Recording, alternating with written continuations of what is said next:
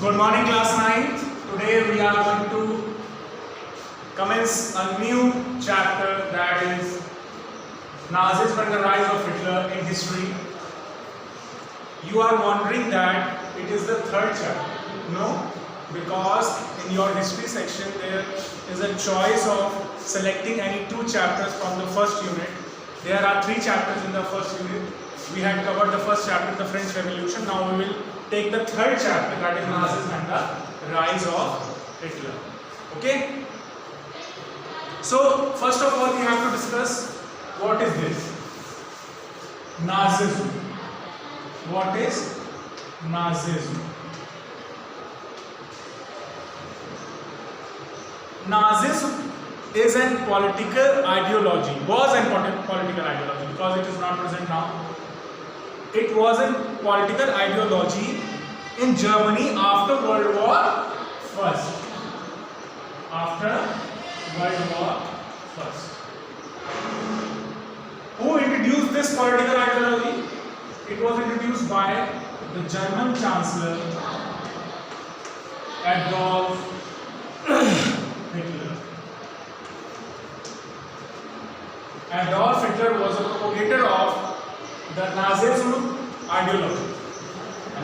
So, growth of Nazism was one of the primary causes of the World War II. So, this ideology evolved after the First World War, but this particular ideology led to the Second World War. This ideology was the prime cause of the Second World War. Now, we will talk about the growth of social democracy in Germany. The first topic is this. Social democracy was an ideology before Nazism, which prevailed in the German society.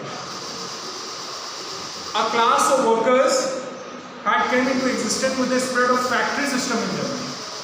एक class of workers emerge हुई थी factory system के साथ. जो Germany में factory system था उसके साथ एक क्लास ऑफ वर्कर्स इमर्ज हुई थी. The workers form trade unions. मजदूर संगठन बना दिया था, ट्रेड यूनियंस इसको बोलते हैं. तो वर्कर्स ने क्या बनाया? ट्रेड यूनियंस बनाया. ठीक, trade unions in order to safeguard their rights, अपने अधिकारों की सुरक्षा के लिए. मजदूर यूनियन के मजदूर के जो अधिकार होते हैं उसकी सुरक्षा के लिए मजदूर यूनियन बनाया जाता है, जिसका कोई ना कोई लीडर होता है. ठीक है, तो वैसे ही मजदूर यूनियन हर जगह पे होती है. जहाँ भी कोई फैक्ट्री होगी वहाँ पे कोई ना कोई, जहाँ भी वर्कर्स बहुत सारे काम कर रहे होंगे वहाँ पे एक मजदूर संगठन जरूर होता है मजदूरों के अधिकारों की सुरक्षा के लिए. They wanted the socialist views should be adopted in politics. Socialist views, socialist मतलब समाजवादी विचारधारा राजनीति में भी अडॉप्ट करनी चाहिए, ये उनका मानना था. किसका? वर्कर्स का. जो ट्रेड यूनियंस में कौन थे? वर्कर्स ही तो थे. वर्कर्स का मानना था कि socialist ideology should be introduced in the political sphere as well. Okay, the German workers were divided into two groups. German workers जो थे वो टू ग्रुप्स में डिवाइड थे. German workers were divided into two groups. कौन से two groups थे? 1875. दो वास्तविकता में हम ये ग्रुप्स नहीं कह सकते, दो तरह की आइडियोलॉजीज में डिवाइड. अब वो आइडियोलॉजीज जो थी वो एक पर्टिकुलर व्यक्ति थे, उनके विचारधारा को फॉलो करने वाले.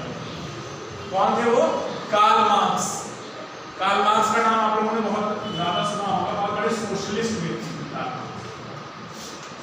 समाजवादी माने जाते हैं जर्मनी के, बहुत बड़े समाजवादी थे Karl Marx.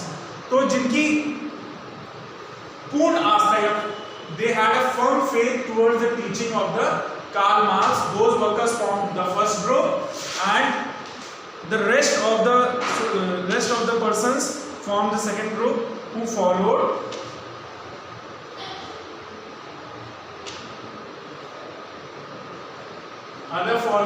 the socialist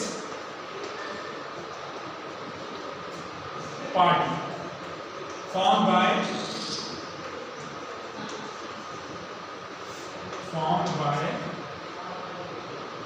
Ferdinand Lassalle. Ferdinand Lassalle in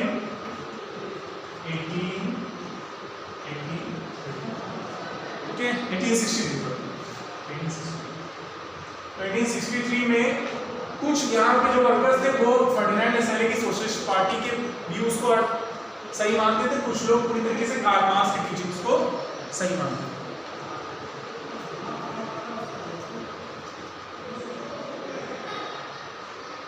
The union of the followers of Karl Marx and those of Ferdinand Lassalle। अब देखिए, एक तो सोशलिस्ट पार्टी थी फर्डिनेंड लेसेले की और एक ग्रुप था कार्ल मार्क्स की आइडियोलॉजीज को फॉलो करने वाला। लेकिन लेटर ऑन क्या हुआ, 1875 में दोनों आइडियोलॉजीज के लोगों ने कंबाइन हो गए, यूनियन एक बना ली और कंबाइन होकर उन्होंने एक न्यू पार्टी को फॉर्म किया, उसका नाम था socialist democratic party, which was formed by the combination of the people following the teachings of the Karl Marx as well as the followers of the Ferdinand Lassalle. Okay. This party in 1877 won 12 seats in the Reichstag। अब इस party ने क्या किया, वहां पे elections में participate किया और कितनी सीट्स जीती, 12 सीट्स जीती। कहां पर, रिचस्टैग। रिचस्टैग क्या है, रिचस्टैग कुछ नहीं है, रिचस्टैग एक जर्मन पार्लियामेंट है। जैसे हमारे यहाँ जब की पार्लियामेंट को लोकसभा कहते हैं, वहाँ या राज्यसभा कहते हैं, वहाँ की पार्लियामेंट को हम रिचस्टैग कहते हैं, वहाँ के लोग रिचस्टैग नाम दिया। अब उस टाइम पे एक व्यक्ति थे, उनका नाम था Bismarck. Bismarck the chancellor of Germany had no liking for democracy. Bismarck democracy नाम की चीज को फॉलो नहीं करते, उनको डेमोक्रेसी से सख्त नफरत और ना सोशलिज्म को सही मानते थे, ठीक है, ना समाजवादी विचारधारा को सही मानते थे। Therefore he wanted to suppress the growing power of socialism। तो वो चाहते थे कि जो वर्कर्स खड़े हो रहे हैं, सोशलिस्ट पार्टी खड़ी हो रही है, इसकी जो पावर अब बढ़ रही है, इसको हम लोगों को सप्रेस करना है, यानी दबाना। कोई ना कोई we have to take some steps to suppress the ever growing power of socialism। But he knew that it is not possible to suppress। लेकिन उनको ये मालूम है कि इसकी पावर इतनी ज़्यादा पॉपुलैरिटी सोशलिस्ट पार्टी की इतनी बढ़ चुकी है कि it is not easy to suppress this particular party by force, यानी किसी तरीके की आर्मी यूज करके या कोई किसी भी तरीके की फोर्स यूज करके हम इस सोशलिस्ट डेमोक्रेटिक पार्टी को हटा नहीं सकते। तो हमें कोई जरूरत, हमें हमारे पास पॉलिटिकल पावर है, तो हम पॉलिटिकल पावर का यूज करके इसको हटाएं। पॉलिटिकल पावर का यूज करके उन्होंने कुछ ऐसे बहुत ज्यादा दमनकारी कानून लागू किए जिसके द्वारा सोशलिस्ट डेमोक्रेटिक पार्टी खुद ही कमजोर पड़े, ठीक है। He forced through the Reichstag a number of exceptionally severe laws। severe laws का मतलब क्या, बहुत ज्यादा कठोर कानून, to achieve his objective। He forced consequently the meetings of the socialists were, सबसे पहले उसने क्या किया, मीटिंग्स ही अबॉलिश कर। सबसे बड़ी ताकत क्या होती है, जब तक हम लोग संगठित होंगे या आपस में सारी चीजों की चर्चा करेंगे तो हमारा संगठन मजबूत रहेगा। तो मीटिंग्स वर अबॉलिश, किसी भी तरीके से मिलने नहीं देते थे। सोशलिस्ट डेमोक्रेटिक पार्टी के लोगों को आपस में मिलने देना बंद कर दिया, मीटिंग्स वर अबॉलिश। ओके, पब्लिकेशंस वर सप्रेस्ड। अब ये लोग प्रचार भी करते थे अपना, कैसे, चीजों को छाप कर, पर्चे बांट कर, इस तरीके से प्रचार करते थे। पब्लिकेशंस वर सप्रेस्ड। पब्लिकेशन किसी प्रकार का नहीं करते थे, कोई मैगजीन, कोई आर्टिकल, कोई newspaper, nothing was published, it was band. Okay, socialist funds were confiscated, और जो भी उनका फंड था, अब वो लोग भाई पार्टी चला रहे हैं तो कुछ फंड उन्होंने कलेक्ट किया होगा, तो सारे फंड को कॉन्फिस्केट कर लिया। कॉन्फिस्केट का मतलब क्या है, जब्त कर लिया।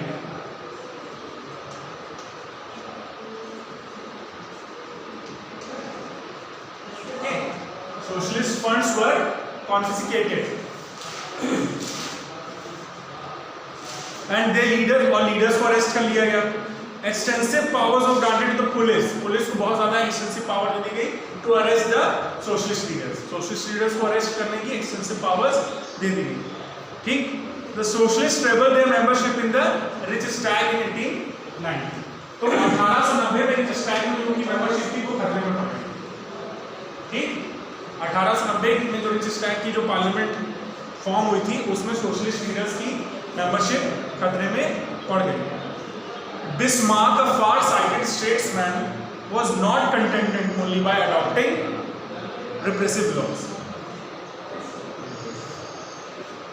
लेकिन अब उसको लगा कि इस तरीके से लॉज लगाने से भी सोशलिस्ट पार्टी को हटाया नहीं जा सकता। जरूरी ये है कि उनको कह सकते हैं ना कि एक बहुत ज्यादा कोई ऑफर देके जाल में फंसाने की कोशिश की। ठीक है, अब बिस्मार्क ने एक दूसरा तरीका अपनाया। In fact, he wanted to separate the workers from the Socialist Party by convincing them that the state was equally interested in their welfare. तो सोशलिस्ट पार्टी की सबसे बड़ी ताकत कौन थे? वर्कर्स थे उनके।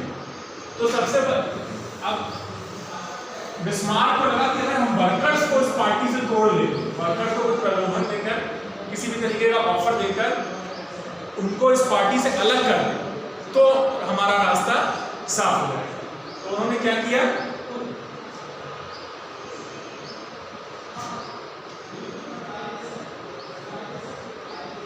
वेलफेयर के लिए उनको कन्विंस करने की कोशिश की, उनका सपोर्ट लेने की कोशिश की और बहुत सारे उनके पक्ष में लॉज बनाए, वर्कर्स के पक्ष में, उनके कंडीशंस इंप्रूव करने की। सबसे पहले उन्होंने क्या किया?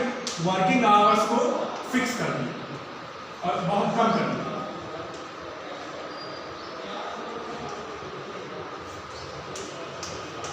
ताकि ये all these steps were taken to win the support of the workers because workers were the main power behind the Socialist Democratic Party।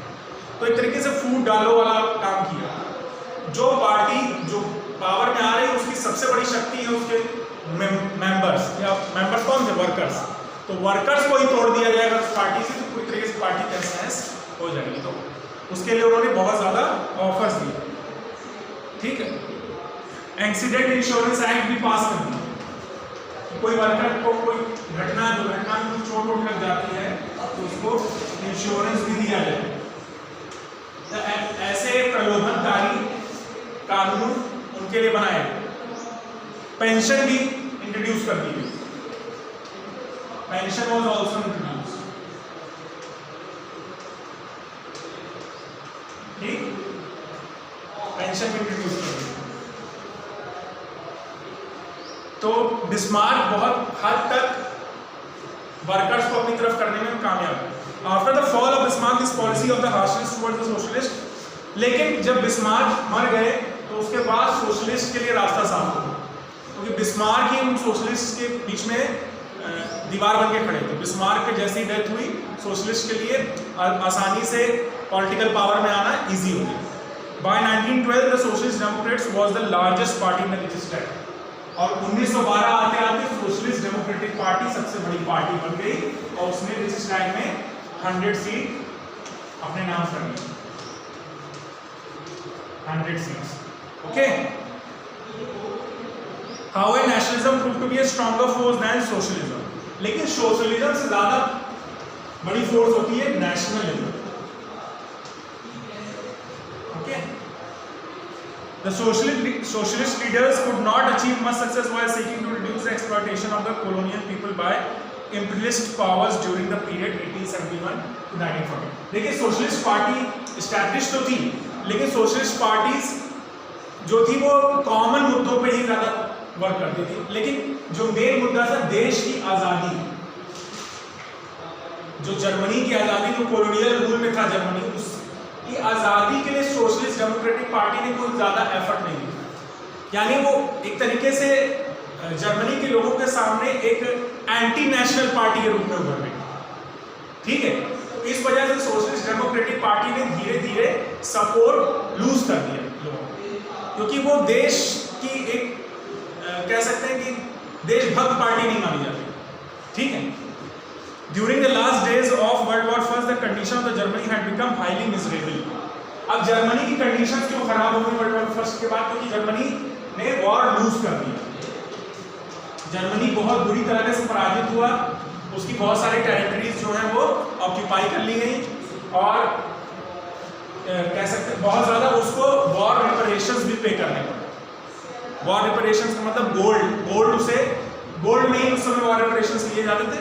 तो जो भी वॉर में उसका दूसरे देशों का उसने नुकसान किया है, जब पराजित जब हो गया तो वहाँ पर लीग ऑफ नेशंस की स्थापना की गई 1920 में। और उससे पहले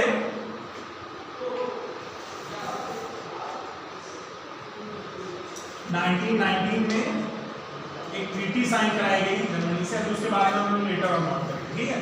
तो 1919 में ट्रीटी साइन कराई गई। 1919 में जर्मनी को बहुत ज़्यादा उनकी टेरिटरीज ऑक्यूपाई कर ली गई, उनसे वॉर रिपरेशंस लिए गए और एक तरीके से जर्मनी की कह सकते हैं कि प्रेस्टीज चली गई, पूरी तरीके से उनकी इज्जत चली गई। जर्मनी बहुत ज़्यादा कर्ज में चला गया, जर्मनी की जो इकोनॉमी थी पूरी तरीके से डिस्ट्रॉय हो गई।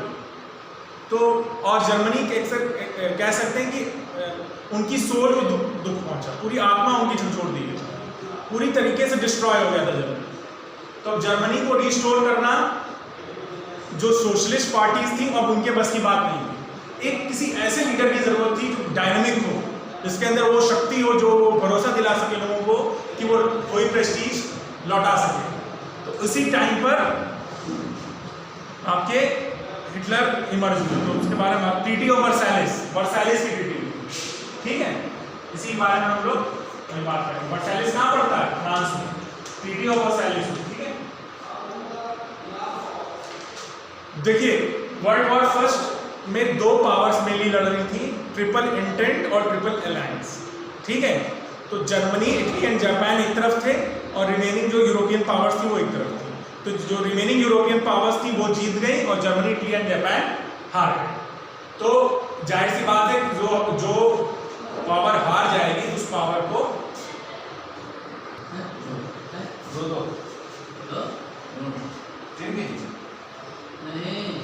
During the last days of world war first the condition of Germany had become highly miserable. मैंने बताया कि कंडीशन बहुत मिजरेबल हो गई। Consequently a revolution broke out in Germany on November. तो लोग जर्मनी के लोग वहाँ जर्मनी की स्थिति से इतनी दुखी हो गए थे। कोई भी देश जब हार जाता है तो वो दुख तो होगा, उसके लोगों को दुख होगा पराजित होने को, वो भी इतनी बुरी हार, ठीक। तो इससे क्या हुआ कि इंटरनल वॉर छिड़ गया, एक सिविल वॉर सा जर्मनी में छिड़ गया, ठीक। The Kaiser as a German emperor was called William second fled to Holland on November 9, 1918। अब जर्मनी की हालत देखकर कहते हैं ना कि जब जहाज डूबता है तो चूहे सबसे पहले भाग जाते हैं, तो ऐसा ही कुछ हुआ। जो केसर विलियम सेकंड था, जो जर्मनी का एम्परर था उस टाइम पे, सबसे पहले वो जर्मनी की स्थिति जब खराब हुई तो वो वहां से भाग गया, ठीक। Germany was declared republic, Germany republic declare कर दिया गया।